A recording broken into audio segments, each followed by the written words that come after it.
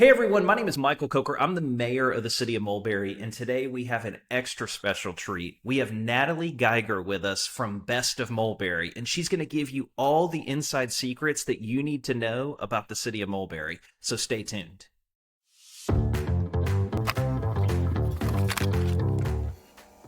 All right, everybody, thanks for joining us today. Today we are very honored to have our very special guest, Miss Natalie Geiger, is here.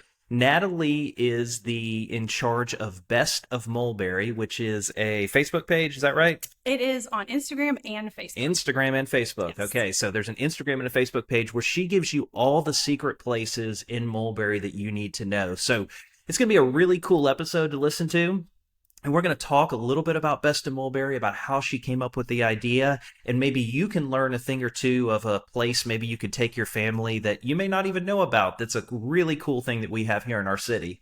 So Natalie, first off, thanks for being here. Thank you for having me. I'm really excited. Oh, it's my pleasure. So before we kind of dive in and talk, can you maybe talk a little about you, maybe a little about your history, where are you from, and maybe how you kind of came to be in Mulberry? Sure. I'm Natalie Geiger. I am a Metro Atlanta real estate agent, and I really love what I do. I love being able to help people find their perfect home. It's a really fun job. I am a Gwinnett County native, grew up in the Snellville area. So I graduated from Shiloh High School and went to the University of Georgia, which was fun. Go Dogs. That's where I went. Yes. So aside from the awesome years in Athens, my husband and I also lived in Marietta for several years, which is a really fun city, really cool downtown vibe. Love that. But when we started our family, we wanted to come and be closer to where our families were. So obviously, Mulberry is a great place to raise a family. So we moved back over here, and we've been here ever since. And it's really fun to be able to help people buy and sell homes in this area. Yeah, I mean, especially I would think having kind of know so much about this area, that's a big asset that you have probably if you're trying to like help someone purchase a home, right? You probably have a lot of information that they may not have. Absolutely. Yeah. Well, that's cool. So I grew up in Gwinnett County too. So it seems like we're getting to be fewer and fewer, right? Because so many people seem to keep moving into Gwinnett County, which, has its pluses and its minuses. Right. But yeah, there's not very many of us that were really born and raised here. So it's good to hear that. But well, why don't you talk, maybe before we jump into kind of the Best of Mulberry stuff, I'm sure there's people out there that listen to this podcast that are maybe thinking of buying a house in Mulberry. Why don't you kind of talk about that? Is there any kind of secrets or pitfalls maybe they should watch out for if they're maybe buying a home or even purchasing their first home?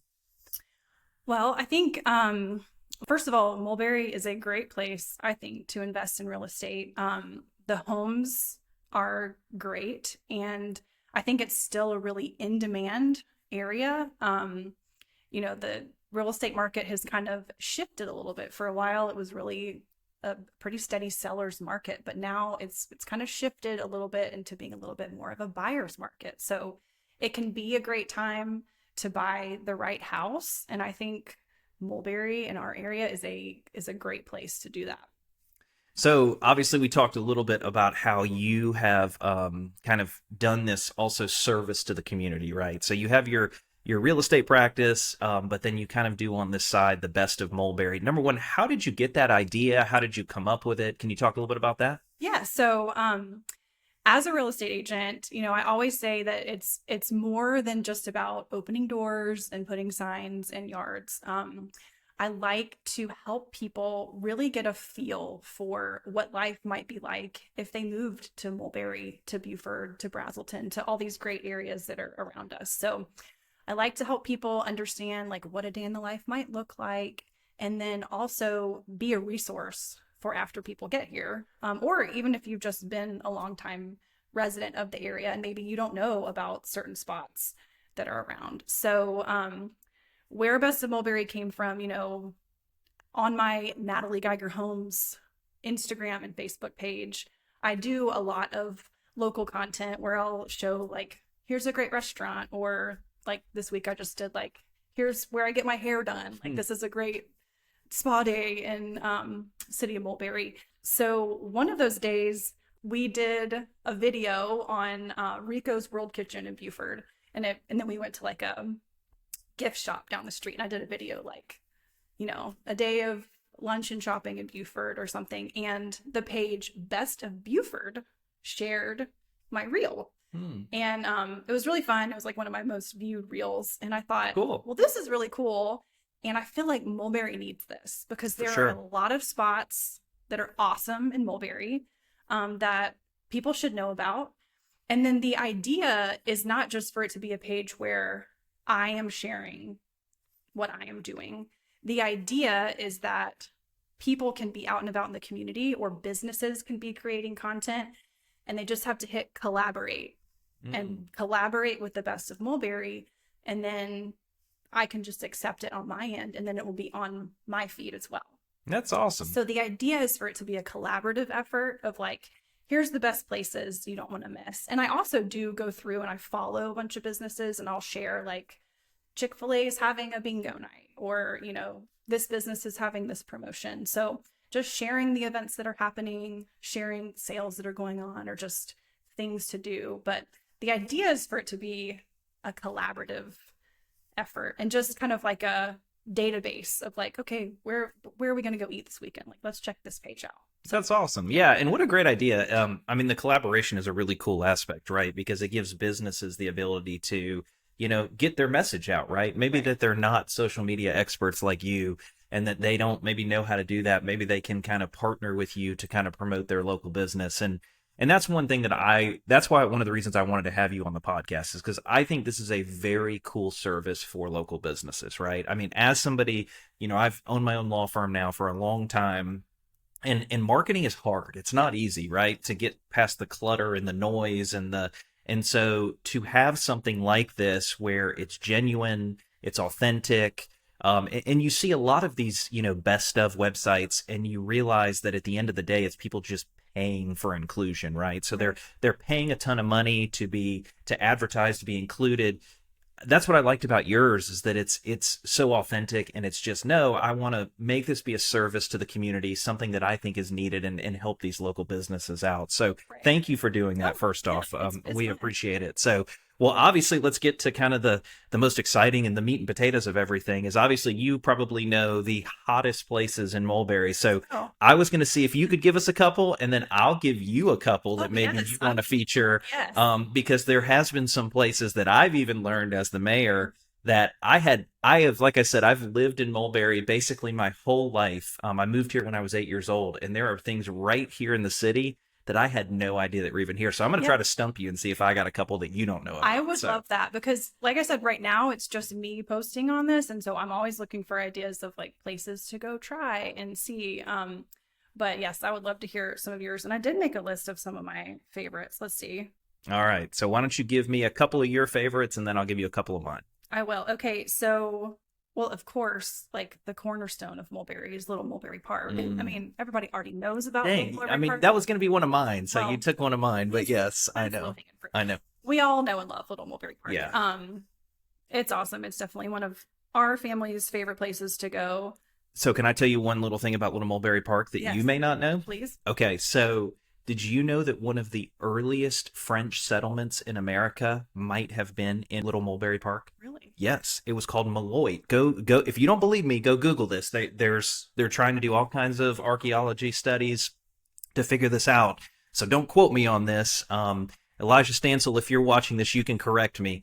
But they believe that one of the first French settlements in what is now the continental United States was actually at Little Mulberry Park. They're finding little artifacts, like French artifacts and things from, I think it's like the 1600s. They even believe that it goes as far back in. And they think that it could be in Little Mulberry Park. So if you Google that, you can go down a rabbit hole and find all this stuff. And so if you do the trail that goes up over the mountain at Little Mulberry Park from one side of the park, from one entrance to the other, there's some areas where you can kind of veer off the trail, and you'll find these rock formations and these things that they believe might have been from that early settlement. So just a really cool thing. A lot of people don't always know that's right here in Mulberry. That's kind of a cool little That's thing. interesting. Yeah. Some history. I know some history. So if you've got kids that maybe love history, it's a great thing to maybe go as a family, go on a hike, learn about this stuff, see what you can find, and It's interesting. definitely do your research. So Yeah. yeah, really cool. So sorry, I didn't mean to No, interrupt you on my that, but kids like the dinosaur that's in the island. there you go. Well, yeah. So Yeah. that's our. Is the dinosaur still there? It's still there. It is. Okay. See, I knew that. Yeah. I thought that the Gwinnett County Parks was only going to do that for a limited amount of time. So No, that's interesting. He's there. Yeah. Wow, We have to cool. go look at him every time, and they like to look at the turtles. Yeah. Okay. Awesome. Okay. Well, Yeah, Little but Mulberry I will tell Park. them about the French settlers. Yeah, I know. For kids, the dinosaur's probably much cooler than the French settlement, Yeah. but I think it's pretty cool. That is So cool. That yeah. is cool. So I'll give Little it that. Mulberry Park, of Lovely course, that's a Mulberry great Park. one. What's another one? We obviously have an awesome library, and I'm planning on doing a video soon. I think there's a lot of like little known things that the library offers that people might not know, like different things that you can check out that are beyond just books. So I'm planning on doing a little spotlight on that soon. Okay. Just yesterday I went back to the brand new Ula Bowls that opened.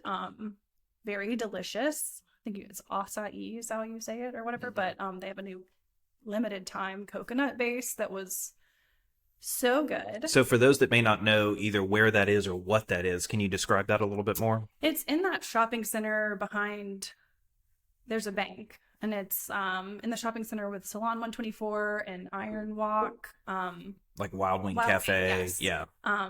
But Kind of it's- across from Duncan Creek Park is how I would describe it. Yes. Yeah. But they have like smoothies, but they're mostly known for their acai bowls, and it's like a frozen base, and then you put like fruit and granola and stuff on top of it. Cool. Very good, very fresh. Love that. Oh, this is a fun new one that I just discovered. There's the Homestead at Hog Mountain community. That's in Mulberry, right? Yeah, sure is. I think they're adding a bunch of new things, but one of the things that's there now is this place called Mela's Market, and it's a farmer's market, and she's there. Wow. I think it's just select like Fridays and Saturdays, and I think you can do like pickup orders on Thursdays, but I went last week, and she has fresh produce, so I got like a really good watermelon and some cucumbers and some zucchini, and then she's got baked goods. Oh, wow. So that's a really fun. And for those that don't know, can you kind of explain where that is as well? Homestead at Hog Mountain, that is like at the intersection. Well, there's a roundabout now. Hamilton Mill Parkway and Jim Moore. Okay. Yeah. Cool. So that's fun. And she said that there's going to be, I think, a coffee shop and a bookstore that's going into that development as well. Awesome. So Very that cool. would be really cool. Yeah, I'm that'll be a looking great forward place to that. kind of like take the kids and hang out for sure. For sure. Let's see. If you need a cute little gift shop, the Piper Lilies gift shop that's next to the hair salon that I go to, Taylor Brooks Salon, they also own the Piper Lilies gift shop. So that's a great place to stop in and get like a cute housewarming gift or a baby gift or something like that. Love that one as well. Awesome. And then we have some good restaurants too. We've got the Poke Bowl place, which is really good. I think that's also City of Mulberry. Austin's Burritos. I mean, we have a lot. We also do have a lot of chain restaurants, which is great. I would love to see more like locally owned type restaurants. I will tell you, and I don't mean to interrupt you, but that No. is one of the primary goals that we're working on as a city, is trying to, when you see some of these new developments that are going up, is what can we do to bring in more local based restaurants. And again, nothing against chain restaurants. A lot of the chain restaurants are owned by, or franchises still owned by local people that live in the city. So we still want to support them, but also have some unique opportunities. So let me give you a couple of mine, Yes, if you don't please. mind. So one of them is Sake Japan is one of my new favorites, which is next to is it a BP gas station? Or Chevron? I don't remember. It's it's right at the intersection of Hog Mountain Road and 124. Sake Japan is a really good. There was a place when I was in Athens at Georgia called Inoko Express. Yeah, where they would do like kind of just quick hibachi for college students. It kind of reminds me of that. So it's kind of a taste of home for me to go in Sake Japan and feel like I'm back in college all over again. Yeah. So that's definitely one I would say take a look at. And one that just opened up. I don't know. Have you had a chance to try L&L Hawaiian Barbecue yet? No, that's on my list. Okay, so let me tell you the story about L&L Hawaiian Barbecue. So I went on their opening day just to be supportive and show them. They had a very difficult time. The nicest family that owns it but a difficult time because they were opening their restaurant in that transition from Gwinnett over to Mulberry. And if any of you know, Gwinnett did not make it easy for the businesses in Mulberry during that transition period. But we worked with them, we responded to them, we got it. And so I wanted to go to show my support. And so I couldn't be there for the initial ribbon cutting, so I went later in the afternoon. But I showed up and I was immediately greeted by all of these people that were originally from Hawaii. And I just started talking to them because it was kind of we were all standing there kind of waiting for our food, which, and so I was talking to a couple of them, and I was explaining, I'm the mayor. We're so excited to have this here.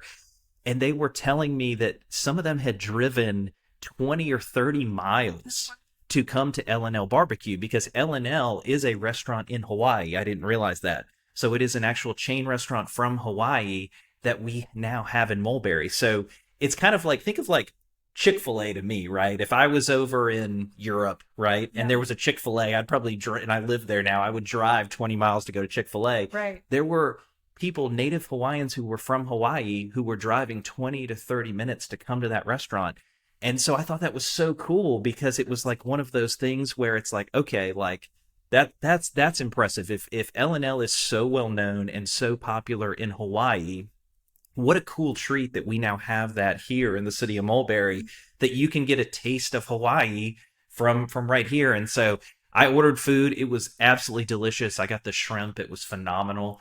And so I would definitely, and again, a very, very nice family that owns it, that basically wanted to bring a taste of Hawaii to us here in Mulberry. And so definitely I would give that a taste and a try.